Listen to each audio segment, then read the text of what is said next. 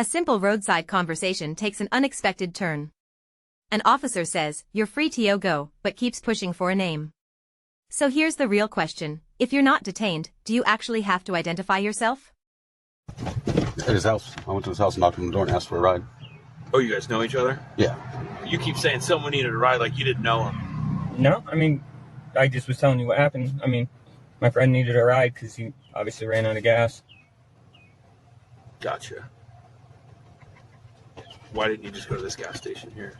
I did. We did. Their pump's not working. No. No, We're trying to they pump only have gas. 91. Yeah, they only got premium right there right now, so it was like drizzling in.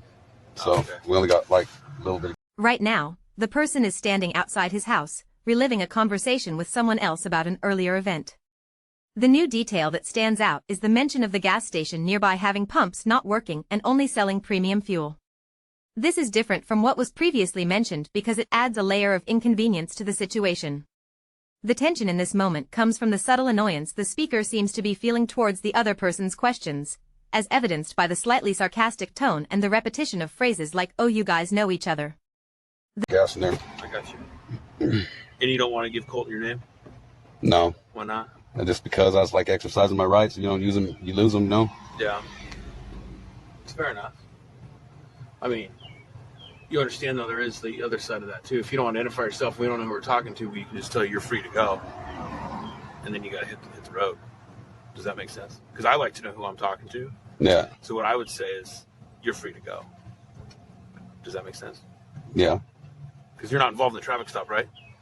Right now, the officer is trying to understand why the person doesn't want to give their name to Colt.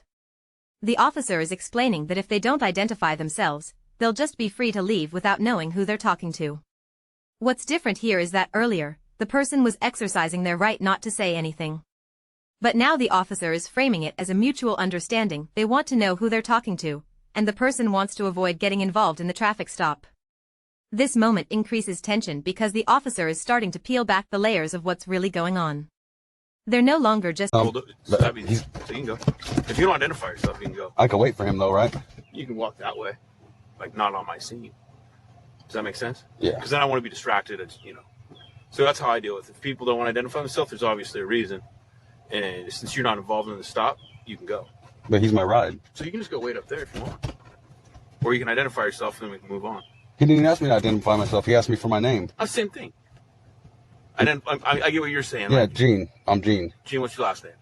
Here's the moment unfolding. Gene is having a conversation with someone else who's waiting for their ride. The key point here is that Gene is trying to clarify that they can walk away if this person doesn't identify themselves. Gene says people don't want to identify themselves and implies there might be a reason for that. What's new is that the tension level has increased because now it's not just about the initial stop, but also about what happened before that. Gene mentions wanting to be distracted from something. It sounds like they're trying to brush off some kind of issue. He didn't even want all that. He just wanted my name. Gene what? Here, the interaction continues, and the situation becomes clearer through the way the people respond.